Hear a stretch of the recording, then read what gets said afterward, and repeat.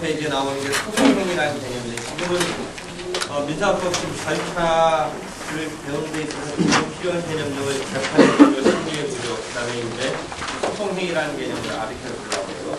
원래 두꺼운 기본서에는 이런 개념 등이 지금 벌써 나오지는 않고 원래 제대로 된 교과서가 뒷부분에서 나오는데, 오히려 뒷부분서 나오는 것보다 지금 미리 그런 개념을 알고 책을 읽는 게 통일 것 같아서 기본 필요한 개념을 다 여기다 모아놨어요. 소송행위라는 개념을 민법상에 여러분이 법률행위라는 개념을 차용해서 이해하면 돼요. 소송행위라는 개념을 민법 실체법적인 행위에서 이 법률행위에 대한 그 개념을 차용해서 소송법에서 펼쳐지는 어떤 행위 개념으로서 표착을 하고 있어요. 그래서 되게 관념적인 이런 표현이나 해설이 나오는데, 일단 민법의 법률행위가 여러분 처음에 익힐 때 어려워했던 그런 생각처럼 여기서도 관념적이니까 조금 어려울 수가 있어요. 하여튼 이런 소송행위라는 것이 우리가 개념을 소송법에 쓰는데, 소송법에서 의미 있는 어떤 행위, 이런 개념을 떠올리면 돼요. 소를 취한다든지 이런 거. 그 다음에 계약적인 것도 있어요. 관할을 합의하는 계약이 있다든지, 소송법적으로 다 의미 있는 어떤 개념이에요. 이러한 소송행위를 펼치는 데 대해서 여러분이 민법적 법률행위에 대해서 행위능력이라는 개념이 있듯이 소송행위에 있어서도 그 소송능력이라는 개념이 나와요. 소송능력. 그래서 미성년자, 한정치산자, 금치산자, 앞으로 민법이 개정됐기 때문에 용어를 그렇게 안 쓰는데 어떤 행위 능력에 대한 제한이 이제 등장은 하지만 한정치산자, 금치산자 개념은 민법에도 이제 안 쓰게 되는 것 같은데, 하여튼 이러한 소송 행위 무능력자는 소송법에서도 그대로 소송 무능력자라는 개념으로 포착해서 쓰고 있어요. 그래서 유효하게 소송행위를 펼칠 수가 없어요. 미성년자 등. 그래서 저번 때 뭐에서 한번 설명했냐면, 소장의 필수적 기재사항에 있어서 그 당사자가 미성년자 등의 행위 무능력자라면 소송법에서 소송 무능력자가 되니까, 이 소송 무능력자가 독자적으로 소송행위를 펼칠 수가 없기 때문에, 유효하게 행위를 할 수 없기 때문에 법정 대리인이 등장해서 대리를 통해서 해주어야 된다. 그렇기 때문에 소장의 필수적 기재사항에 있어서 당사자가 한정치산자, 금치산자인 경우에는 법정 대리인의 기재가 반드시 필수적이다. 이런 설명을 한번 한 거가 있어요. 이러한 소송행위의 개념에 있어서 일단 소송능력이라는 개념이 따라붙는 걸 이해하면 되고요. 그 다음에 소송능력에 있어서 여러분이 민법에서 소송무능력자가 어떤 행위를 했을 때 나중에 그 행위가 법정 대리인이나 본인이 이제 성인이 돼가지고 추인을 한다는 개념이 있듯이 여기서도 그런 개념은 있어요. 근데 민법에서 달리 민법은 대리라는 개념을 통해서 행위 무능력자가 행위를 하는 거 말고, 미성년자가 직접 했을 때는 나중에 취소가 될 수 있을지언정 일단 문제가 있는 행위지만, 미성년자가 스스로 어떤 행위를 펼치는 것 자체는 문제가 있지만 나중에 취소되지 않으면 괜찮은데, 이 소송법에서는 미성년자가 직접 혼자서 하는 것은 무효가 돼요. 무효가 되고 나중에 추인에 의해서 유효화될 수는 있지만 혼자서 하는 건 원칙적으로 안 되고 대리를 통해서 해야 돼요. 그러니까 민법에서와 조금 틀려요. 민법은 미성년자가 직접 한 거가 처음 무효다라고 끝나는 건 아니고 약간 문제는 있지만 일단 유지해주면서 나중에 취소할 수 있는 상황이 벌어지는데, 이 소송법에서의 무능력자의 소송행위는 스스로 하면 원칙적으로 무효예요. 물론 추인에 의해서 유효할 수는 있지만 무효인 거예요. 틀린 개념이죠, 조금. 그러니까 대리를 통해서만 해야 돼요, 원칙적으로.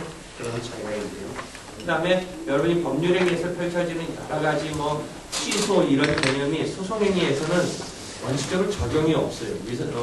민법에서 여러분이 어떤 의사표시를 함에 있어서 사기 강박을 당했다든지 했을 때 취소라는 의사표시의 흠에 대해서 민법 107조, 108조 이런 등등의 개념이 있는데, 소송법에서는 원칙적으로 소송행위에 대해서 의사표시의 취소 사유인 사기 강박 등의 그런 적용을 원칙적으로 인정하지 않아요. 즉 왜 그러느냐, 아까처럼 미성년자의 경우에 그렇게 되고 그 다음에 흠을 인정하지 않느냐, 이 소송법에서 펼쳐지는 소송행위는 그 하나하나의 절차가 독립적이라기보다는 이렇게 일련의 절차로서 서로 얽혀서 설켜서 계속 진행되는 거기 때문에 도중에 뭐가 문제가 있다고 해서 그 흠을 반영해가지고 취소시킨다든지 할 수는 없어요. 그래서 소송행위에 있어서는 그 의사표시의 흠을 갖다가 반영하지 않고 있습니다. 그래서 그런 것을 주의하면 돼요. 조건이나 기한 같은 것도 소송행위는 친하지 않은 행위예요. 그 민법상의 범죄행위가 틀리게 돼요. 다만 철회라는 개념은 인정하긴 하는데 그것도 일정한 상황이 엎질러진 물이 됐을 때는 철회할 수 없지만 엎질러지기 전에는 철회할 수 있는 그런 상황이 돼요. 철회하는 거에 비슷한 개념 중에 뭐가 하나 우리가 설명했어요. 재판상 자백의 경우에 함부로 나중에 번복할 수 없다. 조심해라. 이런 이야기를 했어요. 사실에 대해서 자기가 나름대로 맞다고 인정해준 상태에서 나중에 아차 그렇게 아니구나라고 해서 그 자백을 해준 것은 불교적 사실로서 그대로 사실 인정의 기초가 되는 상황에서 아차다 해가지고 그것을 갖다가 아니다라고 하는 데 대해서는 288조 단대에 보면 함부로는 인정되지 않고 그게 진실에 반하고 사고에 기한한 경우에 엄격하게 철회를 할 수 있는 여지는 있지만 그건 일반적으로 안 된다라는 이야기를 한번 해본 바 있어요. 그 다음에 63면에 보면 의사표시의 흠은 원칙적으로 적용이 없다라는 거예요. 의사표시의 흠은 원칙적으로 적용이. 이러한 의사표시의 잘못이 있어서 사기 강박을 당해서 결국은 어떤 소송상 진술에 있어서 그런 게 게재되어 있지만 그것을 갖다 번복할 수는 없고 무효화할 수는 없어요.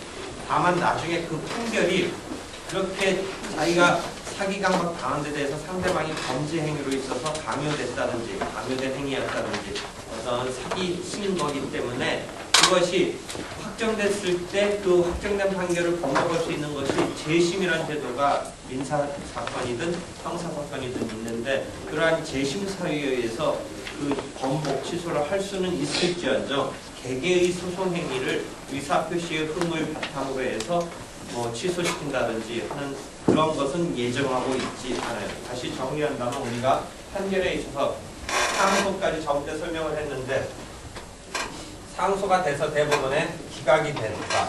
상소가 인용되면 다시 파기환송돼가지고 다시 어느 시점에 이 판결은 이제 확정이 되는데 만약 상소가 기각되면 확정이 이 단계에서 확정이 되죠. 더 이상 싸울 기회가 없죠. 그래서 이러한 판결이 확정되는 개념을 설정을 했는데 이 판결이 확정됐을 때 더 이상 이제 그것에 대해서 왈가왈부하면서 싸울 수는 없지만 확정된 판결에 대해서 예외적으로 최후적으로 비상적으로 구제를 받을 수 있는 제도가 형사사건이든 민사사건이든 들어갔을 텐데 재심이라는 제도가 있어요. 그래서 이 재심은 모든 경우에 다시 한번 또 싸움을 하자라고 하는 것을 인정하는 것은 아니고 예외적 비상적으로 인정되는 것이고 그 사유는 451조 1항에 11가지 사유로 제한되어 있어요. 모든 경우에 되는 것은 아니고 451조의 재심에 있어서 제한적으로 열거되어 있는 사유에 관해서 재심을 구해서 취소를 구할 수가 있어요. 확정된 판결.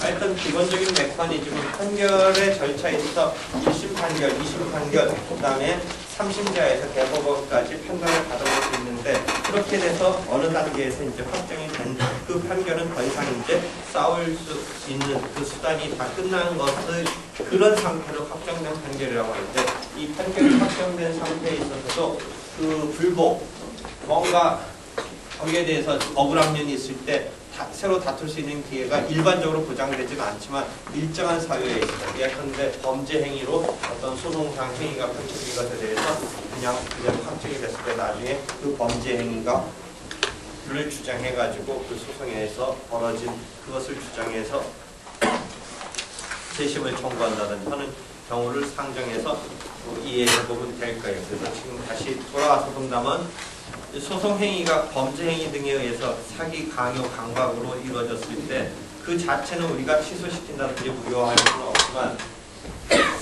그러한 판결이 확정됐을 때 그게 재심 사유가 된다라면 재심에 의해서 그 판결을 취소시킨다 라는 식으로 소송행위에 있어서 흠을 갖다가 그런 식으로 반영해서 재심에 의해서 처리할 수 있는 그런 정도의 상황이지 그 자체 소송행위의 취소를 주장할 수는 없는 것이다라는 이야기가 64년 65년에 펼쳐져 있어요. 그래서 소송행위의 개념을 잘 이해하고 있어야 돼요. 다시 정리해본다면 민법상의 법률행위의 개념에서 우리가 소송행위라는 개념을 할 수 있다. 그다음에 그래서 그 소송 행위를 유효하게 할 수 있는 능력을 민법상 행위 능력에 배치돼서 소송 능력이라고 합니다. 그래서 누가 소송 능력이 있고 누가 소송 능력이 없느냐는 민사소송법 51조에 보면 조문에 보면 민법에 따른다. 특별한 상황이 소송법이 없으면 민법에 따른다라고 있죠. 그래서 민법에서 대리인이 등장하는 것처럼 소송법에서도 대리인이 등장한다. 근데 민법의 어떤 행위 능력과 소송법에서의 소송 능력의 차이. 민법에서는 대리라는 개념도 있고 미성년자가 이제 동의를 받아서 한다라는 개념도 있는데 민법에서 동의를 받아서 한다는 개념이 있는데 대리인의 그 경우에 있어서 동의 없이 한다든지 해서 문제될 때는 나중에 추인될 수 있는 여지가 있다. 그 다음에 동의가 있으면 유효하게 할 수 있다는데 소송법에서는 동의가 있더라도 대리를 통해서 하는 것만 인정되지 법정 대리인이 동의해준다고 해서 소송행위를 소송 무능력자가 할 수 있는 건 아니고 소송 무능력자는 동의를 해줬다고 해서 받았다고 해서 독자적으로 할 수 있는 건 아니고 무효이다. 다만 여기서도 추인의 여지는 있다. 그 다음에 소송행위는 대리를 통해서만 할 수 있는 것이다. 등등이 조금 차이가 있는 개념으로 잘 이해해 줘야 돼요. 이런 소송행위를 펼치는 데 대해서 어떤 이 규율을 하느냐면 취소 사유인 사기강박 등의 민법에 있어서의 그런 사유에 있어서의 그 반영이 소송법에서 있을 수 있느냐인데 원칙적으로 안 된다. 그 어떤 소송행위를 하는 데 있어서 예컨대 소송행위에 소를 취하하는 데 있어서 상대방이 강요하거나 협박을 해가지고 어쩔 수 없이 소를 취하했다라고 했을 때 그 소 취하는 민법적으로 본다면 하나의 의사표시로서의 법률행위 본다면 만약에 협박 등의 행위가 있었다라고 친다면 취소할 수 있고 즉 소를 취하한 것을 다시 취소해서 없었던 것을 할 수 있다는 게 민법적인 상황인데 소송법에서는 원칙적으로 안 된다는 거죠. 원칙적으로 그 소취하 물론 여기서도 그런 것 때문에 나중에 이제 소취하를 상대방의 어떤 협박 등에 의해서 받아서 했을 때 그 취하했던 것을 다시 거둘 수 있는 그런 논리를 개발하고는 있지만 지금 일단 기본 원칙상으로 본다면 그러한 사기 강박 등의 행위에 대해서 법률행위의 취소 사유처럼 여기에 있어서 소송행위의 취소 개념은 원칙적으로 인정되지 않는다. 물론 소취하에 있어서 취하되는 데 대해서 사기 강박이 있었을 때 그것을 어떻게 구제할 건가에 있어서 안 된다라는 것을 갖다가 이제 학설 등은 좀 더 융통성 있게 봐서 그것을 갖다가 취하했던 것에 대해서 사기 강박이 있었으면 구제를 해줘야 되지 않겠는가, 즉 취소를 인정해야 되지 않겠는가의 방향으로 바꾸는 있어서 나중에 다시 나오는데 그건 이제 소송행위의 개념에서 나오는 그 특질에 있어서는 소취하를 염두에 두지 말고 일반적인 소송행위에 있어서는 사기 강박 등의 그런 행위에 대해서 취소 규정의 적용이 신체법적인 그런 규정의 적용이 없다라는 게 일반 논리입니다. 그렇지만 이제 그렇게 누적된 것이 판결로 나타났을 때 그 판결이 재심 사유가 돼서 사기 강박이 재심 사유가 돼서 재심에 의해서 그 판결 자체를 통째로 취소하고 다시 판단받을 수 있느냐는 별개의 재심 사유의 문제로 가는 거지만 개개의 소송행위는 거둘 수는 없다라는 것이죠. 그런 특질 등에 대해서 설명했고 지금 이렇게 지금 이 앞에서 이 소송행위를 먼저 설명하는 것은 도중에 이제 나오는 우리가 절차에서 나오는 개념에서 이 개념이 투입되기 때문에 먼저 얘기해 주는 거예요. 그렇지만 그 두꺼운 일반적인 교과서는 이렇게 앞에서 설명하지 않고 중간에서 이게 나와요. 소송행위라는 게 중간에서 나오는데 지금 먼저 개요에도 조금 설명해 주는 것은 도중에 설명 때 등장하는 개념이기 때문에 미리 이야기를 해주는 거예요. 여기까지. 소송 행위에 대해서 다시 궁금한 거 있으면 질문하도록 하겠습니다. 소송 행위에 대해서. 조건과 기한이 인정에만 친하다는 말씀이죠. 원칙적으로는 소송 행위는 어떤 안정적인 절차의 흐름 때문에 함부로 붙이면 안 돼요. 그냥 이렇게 민법에서는 중간으로 우리가 조건 기한 이런 법률에 붙일 수 있는데 소송 행위에는 그런 걸 붙이면 불안정해지기 때문에 원칙적으로 사용되지 않는다. 그래서 얘를 뭐를 하나 들어놨어요. 여기 이해하기 쉽게.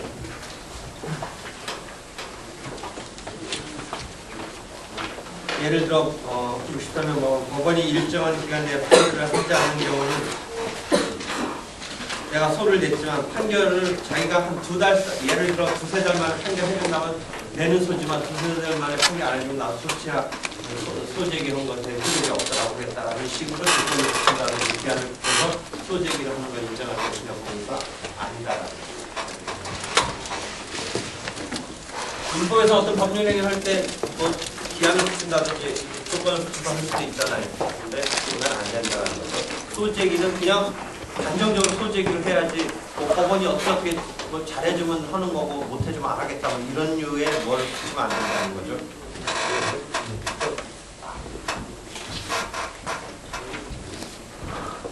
여러분 이제 이런 소송행위 개념에서 저번에 한번 설명했듯이 내가 상계 때 한번 설명했어요. 상계하겠다라는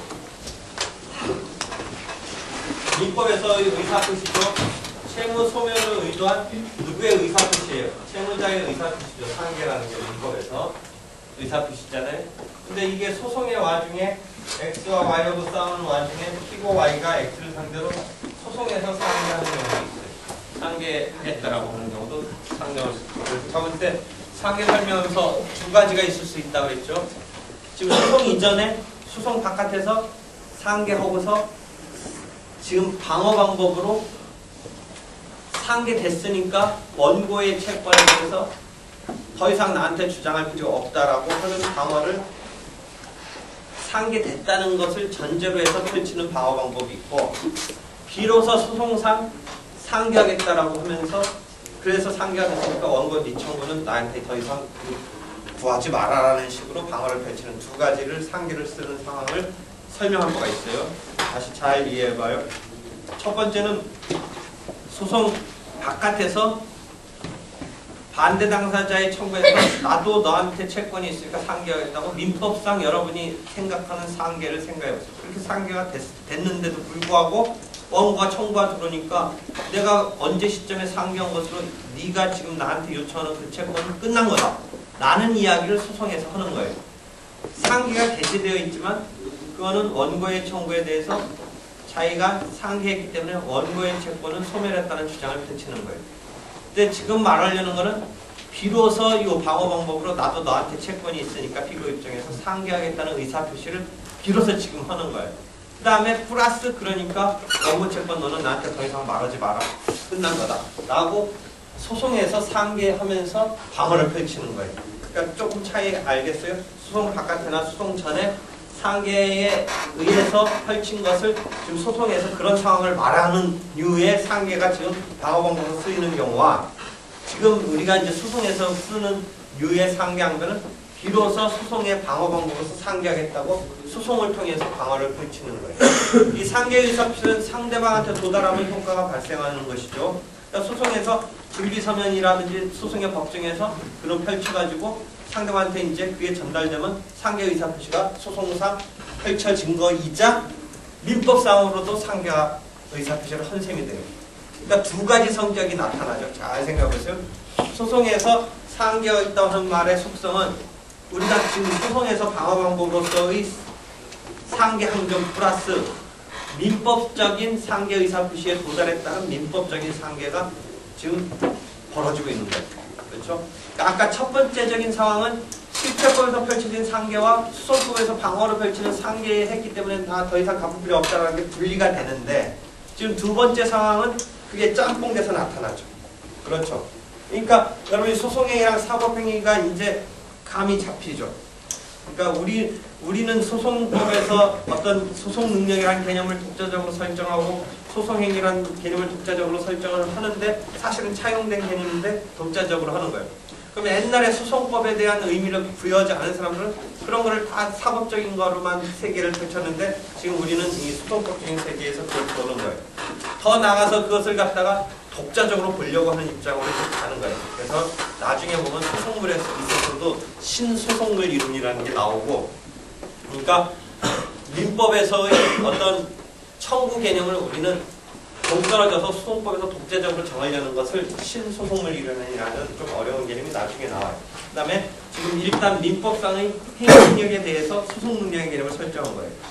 그 다음에 민법에 있어서 그 그 법률 행위에 대해서 소송 행위라는 개념을 펼치고 있는 거예요. 그렇지만 그거에서 따온 개념이니까 독립성을 완전히 어떻게 할 거냐 부분에서 이제 논란이 있는데, 지금 소송 행위라는 개념으로서 상계항변이 펼쳐진 이 개념에서 완전히 독립적으로 소송 행위로서의 개념하고 실제적 행위는 우리는 동떨어서 생각하려는 게 소송 행위설이에요. 소송 행위설. 그런데 그렇긴 하지만 사법행위로서의 속성을 갖다가 무시 못한 채 인정하는 입장이 사법행위설이에요. 그러니까 사법행위설은 사법행위로서의 속성만을 인정하는 건 아니고 소송행위로 펼쳐진 이 상계항변에 대해서 사법행위로서의 속성도 아울러 인정해주기 때문에 사법행위설이라고 부르고 병존설이라고 가로쳐서 뭐 이렇게 부르기도 하니까, 그때의 병존은 뭐예요? 사법행위와 소송행위가 병존한다는 의미고, 그래서 소송행위로서 펼쳐진 것을 전제로 하니까 병존이라고 보기도 하고 사법행위로 보기도 하는 그 명칭이 더 있는 거예요. 한편 소송행위에서는 사법적인 측면은 우리가 관여할 바는 아니에요. 우리 세계에서는 그냥 소송행위만 생각하면 되는 거예요. 그래서 소송행위설이라고. 그 차이는 뭐예요? 상경변을 했는데 원고가 소를 취하했어요.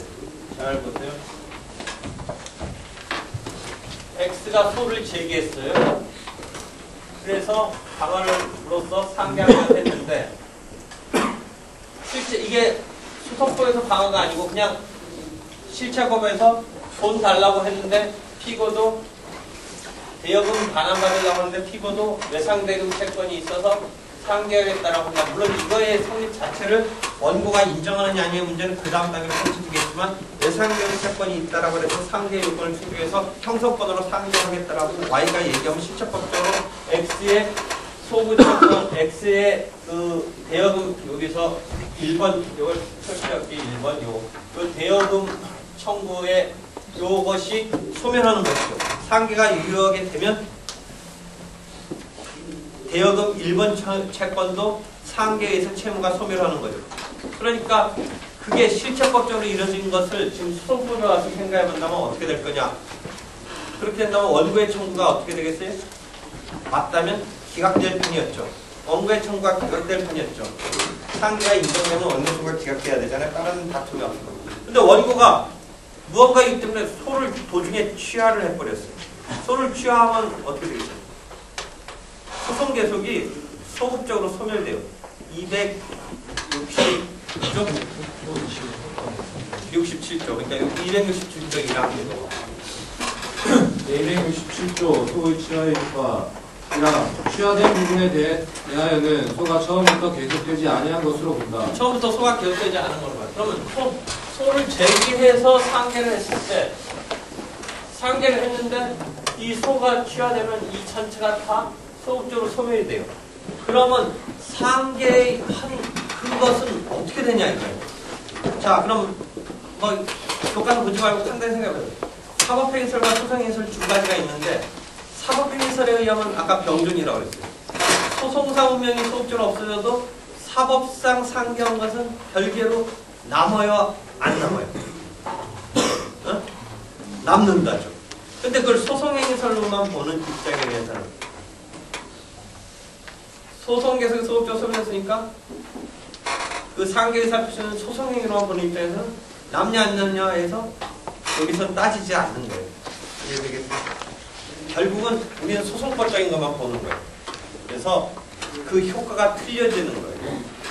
다시 본다면 소송행위설은 그 상계의 의사표시의 사법적인 측면을 우리는 생각하지 않는 거예요. 그러니까 소송법에서만 생각하는 거예요. 그러니까 소송 계속이 소급적으로 소멸되면서 상계가 안 된 거예요. 소송행위로서 의미가 사라져버렸어요.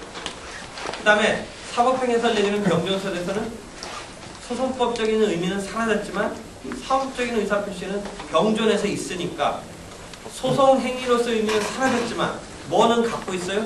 사법행위로서 상계한 건 남는단 말이죠. 근데 이 소송행위로만 포착하는 입장은 소송 계속이 소급적으로 소멸되니까 상계 안 된 것이 되니까. 상계 안 된 것이 이해되겠죠. 그런 차이들이 벌어져요. 그 상계 말고 예를 들어 해제권을 행사했을 때 소치가 나면 어떤 거냐면, 해제권이 이런 상황을 한번 설명해보면 또 차이가 확 느껴져요. 해제권은 제척기간으로 뭐 얼마 이내에 행사해야 되는 게 있어요. 그래가지고 소송상 막 공방하다가 나도 너한테 해제하겠다라고 해서 해제권 행사했어요. 그래가지고 소송이 끝내가서 해제된 거로 끝날 판인데 소가 취하됐어요. 또는 소가 부적법 각하됐어요. 그러면 이 소유명은 유지되지 못하니까 해제가 어떻게 되느냐에서 사법행위에서는 어떻게 돼요? 그럼에도 불구하고 해제된 거예요. 의사표시 의사. 사법적인 측면이 있으니까. 소송행위로 보면 해제될 뻔하다가 안 된 거예요. 근데 그러면서 제척권이 다 도가했거든요. 아까는 소송 중에 해제를 했는데 그게 제대로 됐으면 참 해제된 거로 끝날 뻔 했는데 이게 없던 거로 되면서 보니까 해제 행사할 수 있는 제척기간이 끝나버린 거예요. 그럼 사법행위에서는 끝났어도 안심할 수 있는 건 뭐예요? 소송 계속이 소급적으로 소치하에서 취하됐지만 해제된 것이 남아있으니까 괜찮은데 소송행위에서는 어때요? 해제 안 된 것이 되니까 지금 해제하려도 이제 기간이 지나버린 거예요. 제척기간. 그런 상황이 벌어지는 거예요. 차이 이해하겠어요? 차이가? 그런 저런 차이가 생기는 거예요. 일반적으로 그래서 소송행위로만 보느냐에서 문제가 사법행위로만 보느냐에서 서로 문제가 있으니까 지금 학설은 신병존설이라고 해서 신병존설 병존이대 신병존설이라고 해서 조건으로 걸어요. 소송법적인 의미로서의 가 있을 때 효력이 있는 것으로 해서 신병존으로 걸어요. 신병존. 병존에 있어서 신자를 붙여서 소송법적으로 의미가 없으면 사법적인 행위도 의미가 없는 것으로. 즉 병존은 병존인데 완전 독립은 아니고 소송행위로서의 의미, 소송법적인 의미가 있는 것을 조건으로 해서 사법적인 의미도 있는 것으로 걸어놓고 있어요. 이게 절충적이랄까 어떤 중간적인 입장에서의 학설의 입장이에요. 그런 상황이 지금 이해되면 돼요. 조금 어렵고 관념적인 건데 지금 이건 뭐 절차 그 자체 흐름하고 지금에 있어서 지금 설명되는 건 아니고 그 어떤 개념 때문에 설명하고 있는 거예요. 역시 이런 부분도 나중에 일반적인 교과서에서는 중간 어딘가에 나오는 건데 지금 개념을 알고 있어야 방어 방법으로서 등장하는 그 상황에 대해서 개념을 알고 있으면 하기 때문에 먼저 설명하는 거예요. 여기까지 질문 있으면 소송 행위로서 의미가 상실되면 사법적인 의미도 상실되는 것으로 걸어놓고 있는 거예요. 그래서 신병존을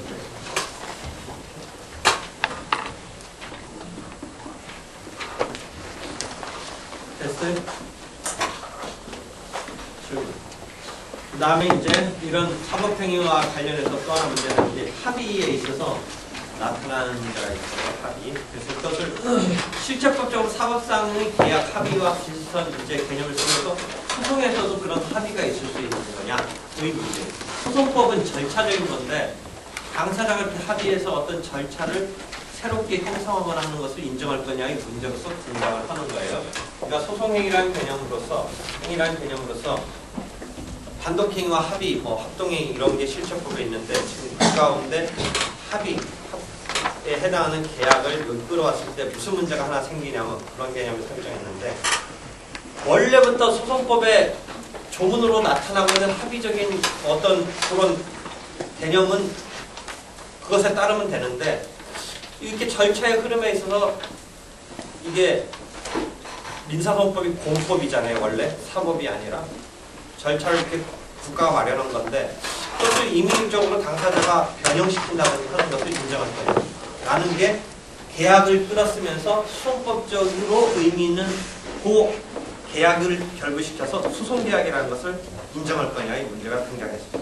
그러니까 소송계약이라는 개념을 민사법의 요건, 효과로서 규율되어 있지 않는 그런 개념을 인정할 거냐의 문제예요. 민사법에 딱 인정되고 있는 합의적인 것은 예컨대 관할의 합의 같은 것은 인정되고 있습니다. 관할의 합의. 29조에 인정되고 있습니다.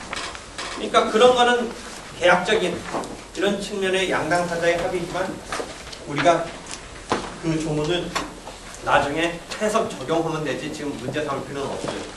근데 그렇지 않은 그런 것을 당사자가 합의해 왔을 때 이 소송법의 틀에서 인정할 거냐의 문제가 이 부분의 문제예요.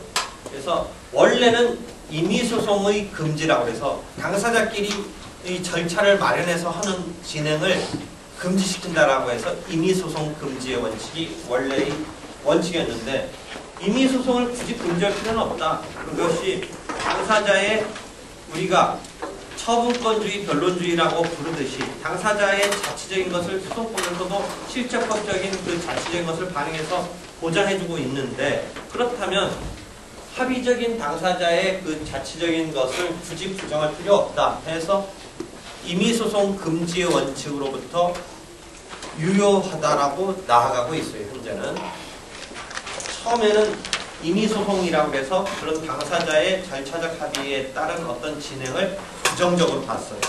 그런데 지금은 괜찮다고 봐요. 괜찮다고 본 이상 그 속성이 또 뭐냐예요. 똑같이 그럼.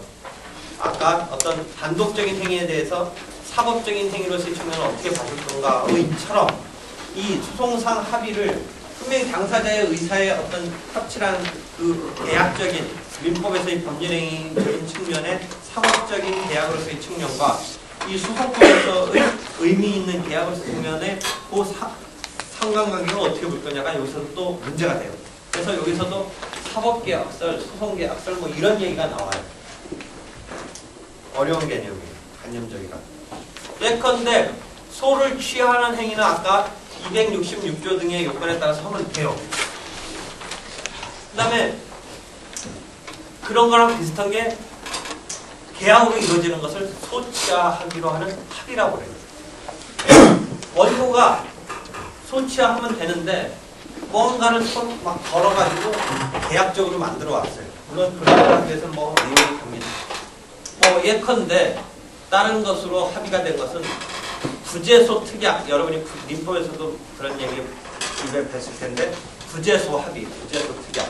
뭔가 싸움이 있다가 나름대로 해결책을 타협을 보면서 지금 진행되는 소를 취하한다든지 하는 거와 사전에 애초에 소를 제기하지 않기로 한다. 라는 게 아까 소취 합의 또는 부재소의 특약 이런 식으로 나타나요. 그럼 부재소, 소 제기하지 않기로 하는 것은 국가의 어떤 재판정권을 당사자끼리 그렇게 합의에 의해서 해도 되느냐? 부분서 옛날에는 안 된다고 했는데 그게 가능하다라고 지금 보고 있는데 그럼 부재소 합의를 한 것의 성격이 뭐냐 이거예요. 실체법적인 것이라면 사법적인 것이라면 부재소 하기로 한 합의 때문에 소를 갖다가 제기 안 해야 되는데 그럼에도 불구하고 했어요. 민법에서 계약을 어기면 어떻게 돼요? 어떤 합의한 계약을 어기면 그 계약을 해제한다든지 그 다음에 어긴 것에 대해서 손해배상 청구한다든지 할 수 있죠.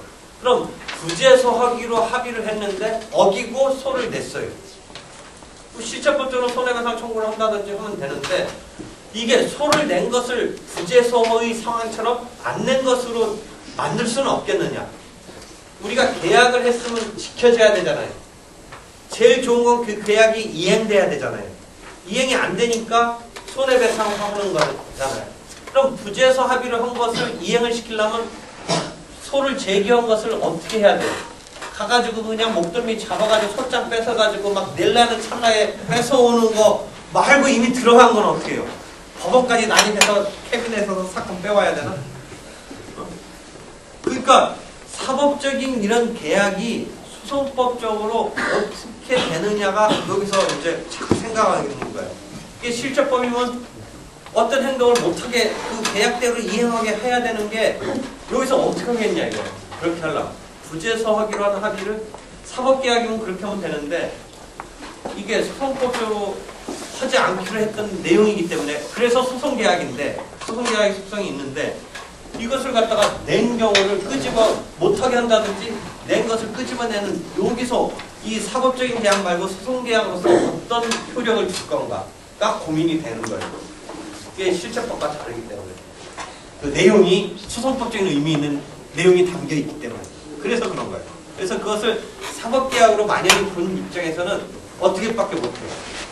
사법계약으로만 그걸 쫓아오면 손해배상밖에 못 청구하는 거죠. 그 어긴 것에 대해서. 근데 근데 소송법적으로 의미 있게 하려면 뭐예요? 의미 있게 포착한다면 소를 냈지만 그 소를 끄집어 내릴 수 있게 해주면 되겠죠. 부재소하는 그런 결과를 낳게 하는 구속력을 뭔가 작동시키면 되겠잖아요.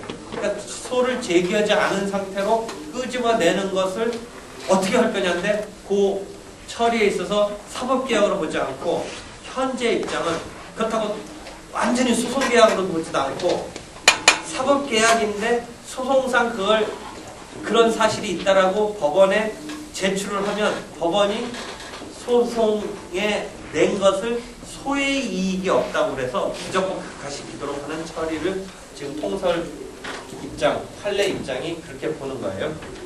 그러니까 사법적인 계약이로서 제소를 하지 않기로 한 합의가 있는데 또는 진행되는 소를 취하기로 한 합의가 있는데 지금 소송이 제기됐거나 소송이 유지되고 있어요. 만연히. 그랬을 때 이것을 사법적인 계약으로만 본다면 이건 타치할 수가 없어요. 소송상 벌어지고 있는 일을 타치할 수 없는데 이것을 타치하고자 하는 이론을 끄집어내기 위해서 그것을 갖다가 제출해서 항변적으로 쓸 수 있게 하고 그것이 채택되면 소의 운명을 부적법 각하시키겠다. 부적법 각하시키겠다. 라는 식으로 할 수 있는 그것을 항변권 발생사죠. 항변권 발생. 만약에 소송계약으로 본다면 어떻게 되냐면 그런 계약의 효력이 곧바로 소송법적으로 작동을 해서 부재소하기로 한 합의에 따른 소송상 의미가 발현되면 소송이 제기 안 되고 소제기된 게 무효적인 이런 상황까지 갈 수 있기 때문에 소송계약설로 그 부재소 합의나 소치 합의를 봤다면 소송 운명은 그 실은 없었던 것이 돼야 돼요. 그 자체로 유지되지 않아야 돼요. 그렇지만 유지되고 있기 때문에 조금 어려운 개념인데 실제는 소송이 유지되지 않아야 돼요. 그 효과 곧바로 계약된 대로의 효과가 곧바로 발생해야 돼요. 그러니까 소송계약으로 봤을 때는 소치하기로 한 합의가 있다든지 부재소하기로 한 합의가 있는 것에 따른 효과로서 소송법적으로 그렇게 돼야 돼요. 즉 유지되는 소송이 아닌 것이어야 돼요. 그렇기 때문에 형식적으로 유지된 것을 지금 이것은 형식적으로 유지되고 있지만 원래 소송으로서 유지돼서는 안 될 것이라는 의미에서 소송이 종료됐다라고 처리해주는 소송 종료선언을 해야 돼요. 소송 종료선. 그러니까 부재소 합의나 이제 소치 합의 등이 어떻게 그 효과가 작동하느냐에 따라서 사법계약설, 소송계약설 등이 있는데 현재는 항변권 발생설이라고 해서 그 합의가 있은 것을 법원이 나름대로 고려해 주는데 그렇다고 곧바로 다이렉트로 소송의 운명을 좌지우지하게 반영하지 않고 소의 이익이 없다고 해서 부적법 각하시키는 정도로 반영을 해준다. 그래서 사법행위로서의 사법계약으로 보는 건 아니고 항변권 발생설이라고 그래서 본다. 그런 식의 입장이다. 라는 걸 이해하고 있는데 약간 어려워요. 어려워. 근데 이관계사 어려운 거 도중에 간다고 쉬워지는 건 아니에요.